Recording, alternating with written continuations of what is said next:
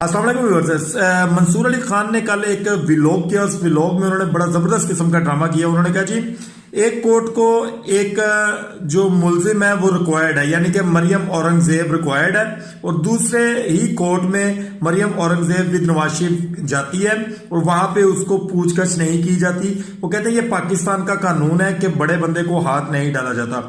उसी व्लॉग के अंदर मंसूर अली खान साहब का ये कहना है कि बेटी मिलने जाती है बाप को, यानी कि मरियम नवाज मिलने जाती है जेल में बाप को, और उस वक्त उनके ऊपर भी एफआईआर थी, उनके ऊपर भी वारंट जो है वो जारी हुए थे गिरफ्तारी के, उनको जेल से गिरफ्तार कर लिया गया। तो कहते हैं ये कहाँ की जो है वो इंसानियत है। मंसूर अली खान साहब से बंदा पूछे, एक साइड पे आप कह रहे हैं कि मुलजिम को पकड़ा नहीं जा रहा, बड़े लोगों को जो है वो रिलीफ मिल जाता है, दूसरी जानब आप कह रहे हैं कि मुलजिम को जेल से पकड़ लिया, मिलने के लिए जा रहे हैं। भाई आप व्लॉग करते हैं, आप इन चीजों को काइंडली जो है वो चेक किया करें कि मैं